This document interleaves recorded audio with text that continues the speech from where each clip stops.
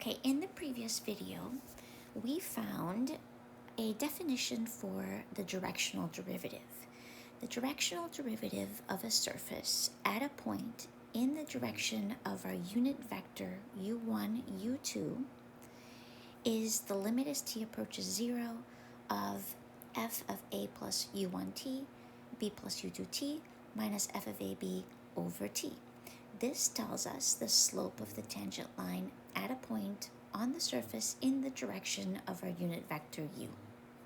Now, we don't want to use the limit definition of the derivative every time we have to find a directional derivative, so we have the following theorem that gives us a very usable form of the directional derivative.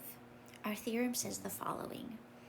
If f is a differentiable function of x and y, so that means the partial derivatives exist and they are continuous functions, then f has a directional derivative in the direction of u, a unit vector, at f of ab, and the directional derivative is the partial derivative of f with respect to x times u1 plus the partial derivative of f with respect to x times u2. And I wrote it in our alternate way of writing partial derivatives. Oops, this should be a y here. Using subscripts. F with subscript of x means the partial derivative of x with f with respect to x, and f with a subscript of y is the partial derivative of f with respect to y. Now, why should we believe this? It's very usable. It's a very user-friendly form of the directional derivative. I'm going to prove it. And the proof is a little weird, but we can do this. So we're going to define a function of one variable. We'll call it g of t.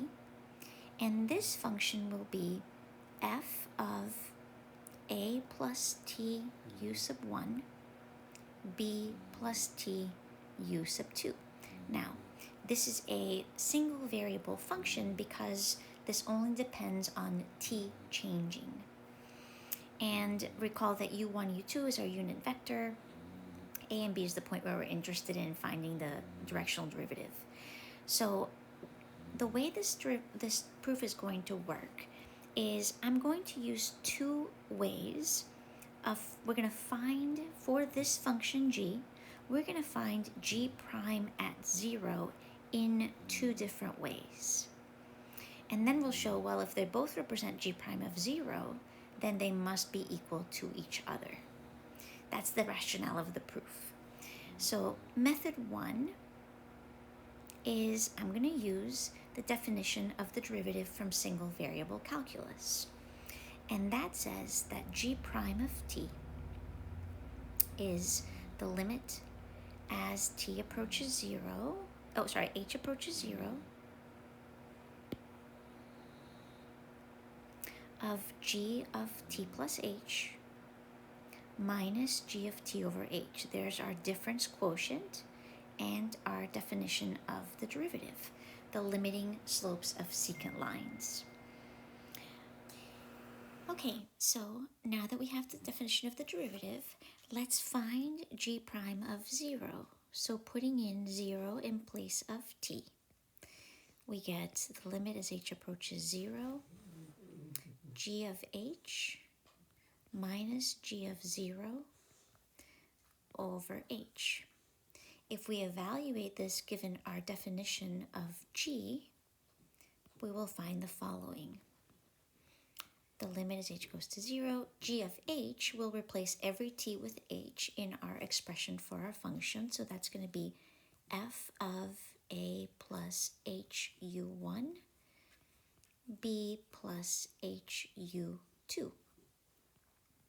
And g of 0, when we put 0 in for t, up here we will have f of ab. And all of this is over h.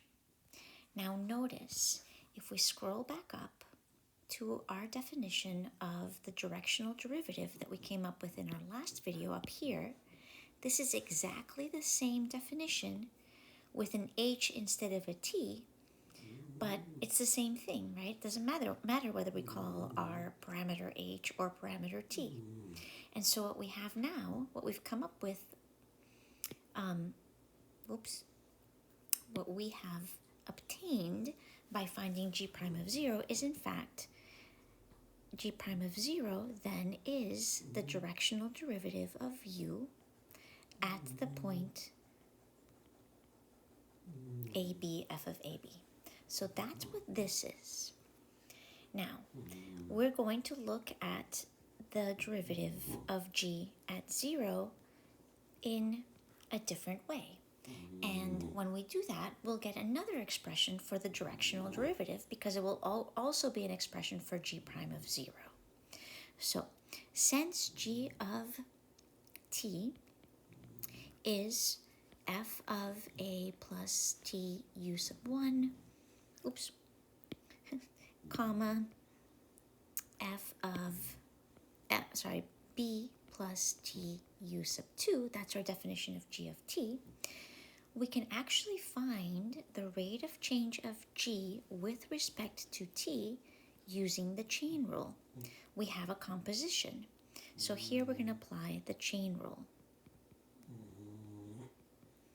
In this composition, applying the chain rule, we'll have to take the derivative of f, partial of f, with respect to x, times dx dt, plus the partial of f with respect to y, times dy dt. Sorry, that's Lucy snorting in the background. So that's the chain rule. All right, let's keep going here. So this is going to be partial of f with respect to x, and the derivative of x with respect to t, we can see that here is our x of t, right? Our x of t is a plus t u sub 1. So the derivative of x with respect to t will just be u sub 1.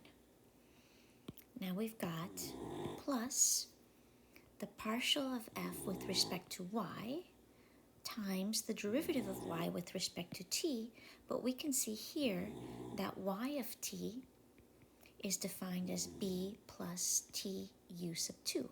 So the derivative of y with respect to t, the derivative of this function with respect to t will just be u sub 2.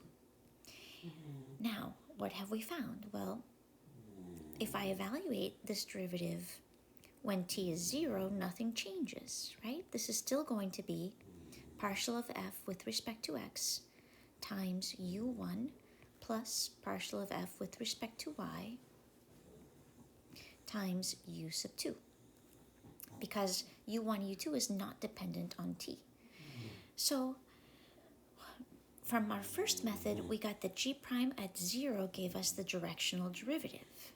Our second method, g prime of 0, gives us this expression. And so therefore, our directional derivative of f of xy at AB in the direction of unit vector u is in fact partial of f with respect to x times the first component of u plus partial of f with respect to y times the second component of u. You might notice that the right-hand side here is actually can be written as a dot product. We can write this as the vector whose components are partial of f with respect to x, partial of f with respect to y, dot product with our unit vector u1, u2, and that's another way of writing our directional derivative.